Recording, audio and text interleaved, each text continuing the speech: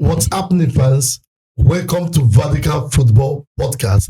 And this is Manchester United special. And with me here, I have the most amazing, eloquent, best Manchester United fan ever in this 08. And that is amazing Segun. Check how you doing? We're happy to be here. Good to be here. Okay. And I remain your humble host, Komi. So today we want to talk about the appointment of Amorim, the excitement around him, and things he needs to do. But first of all, Segun, how do you feel about the appointment? And we are okay about it. It came as a surprise because, when we discussed the last discussion, Fans Corner, we had about Manchester United, we mentioned a lot of coaches we thought would replace Ten Hag. But we mentioned Amorim, you mentioned him, but we just said, he is a good coach, decent young coach, but the gap coming from Portuguese league to the Premier League, it looks very high. So we're not we didn't really spend much time on him, but all of a sudden he was the main man, and Ineos got their man. So we will support him as Manchester United fans. So he's currently at Manchester United right now. Yeah. And Segun, I heard that he was the only coach Manchester United executive spoke to. How true is that? Yeah. I think also you have to understand that these guys in Ineos, we said it many times here, the likes of Berada, Ashford, Wilcox, these guys are top operators in the world of football. Okay, good. They know what they want to do. I know we said the last time that Ten Hag was not the right man for them. They knew it. But it's just that they don't want to be like, they didn't give him a chance. Okay. So you could see the speed. The article that came out that immediately they gave Ten Hag a sack in the morning of that particular day. By the afternoon, Berada had gone to Sporting Lisbon. They have done their groundwork. They know the kind of pattern they want to play. Okay. And they saw that Amorim is a manager that can give them that. So I think there are also many things why it was Amorim. Because also when you look at it, that these guys, looking at Berada, looking at what they experienced in Manchester City, him and Wilcox, first of all, the style of play has to be possession-based. Okay. And Amorim is a manager that plays that kind of pattern. Yeah. Then also when you look at the likes of Ashford at Brighton, the Brighton model was a model of taking exciting young top coaches. Yeah.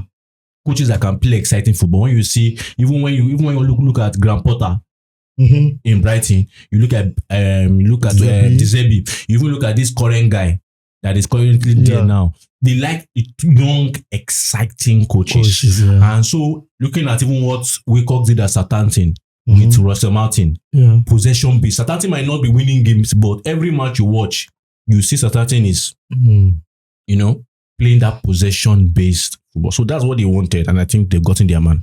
No, okay. Since you said that's what they wanted, but I think most fans, especially our fans, we want to know what was the inspiration behind this appointment, because we felt that when you know that you want Amorim, you should just bring him in since the summer, or wait till the summer, let Van Nistelrooy be interim coach till the summer, then get your man. What is the inspiration behind this? There are speculations, really. And I believe that Berada has inside knowledge in what is going on in Manchester City. Or he understands the Manchester City's long-term plan, because he was the head of footballing operations at Manchester City.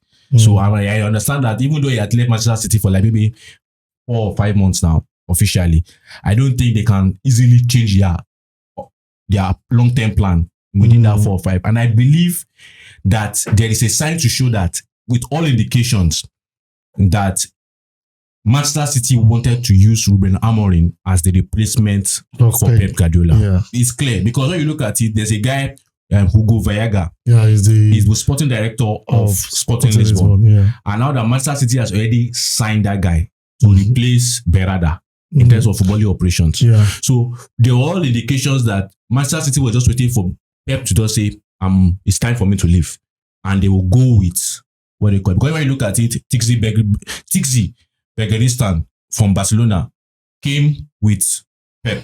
Yeah. So they want to keep that relationship. So they are going with the sporting director that has built a number of years relationship with Amorim, bring two of them together to Man City, let them spark up what they did at Sporting Lisbon at Manchester City. So I believe Berada scattered their plans. He scattered their association plans as Manchester City. Okay, since we have talked about Amorim, one more thing about Amorim is that he's coming in with about 6 staff. Yeah. 6. Yeah.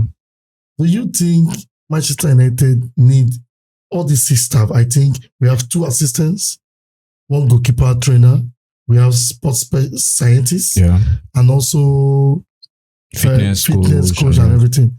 Do Manchester United need all these 6? Why not just even the assistants? I think it's normal.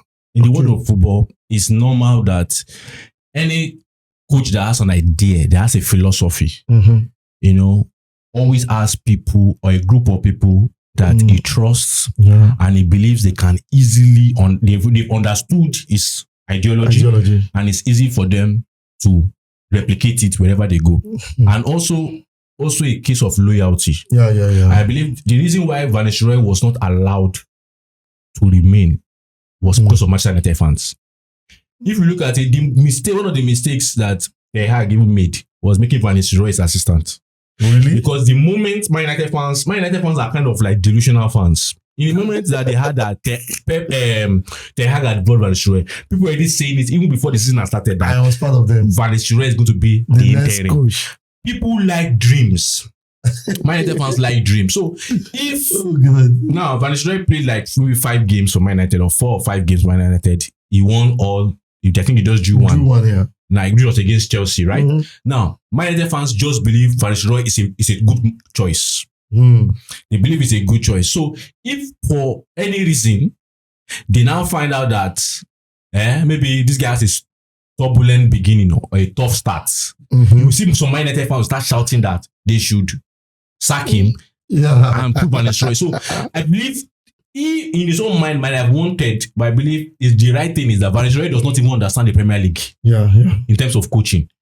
Van Nistelrooy has just done 3 or 4 months as the Hack's assistant. So there's no value that Van Nistelrooy will give to Amorim that his assistants will not give him. I think that's why you see that when we were discussing it before we even recorded, that's week before we record, days before we recorded, that they were going to keep Daniel Fletcher. Daniel Fletcher understands the Premier League from a coaching point of view because he has worked under, the Hack for a number of years. He knows the away grounds. He can be able to replicate to him that this is the away ground. These are the issues you might face in this away ground. There's one other thing I noticed that I think Daniel Fletcher is the link between the academy and the manager and the first team. So I think for Man United fans, I say why didn't they keep Ruud? They didn't keep Ruud Van Nistelrooy because of Man United fans. You guys are very, very dangerous people. So I believe he had to do it because most especially I was even happy that he was bringing a fitness coach. Because I don't believe the guy that is in charge of the fitness work in Man United. He has been there since or maybe slide of Mourinho. I don't think he's really doing a good job. And I've read a lot about Portuguese fitness coaches, how that they are very good fitness coaches. So I want to see how they can work. Thank God that you answered 2 questions in one. Okay. I was thinking after I asked you this other question, the question I just asked about many assistants, fitness coaches and everything that we are going to talk about Ruud. And I guess it was a good explanation.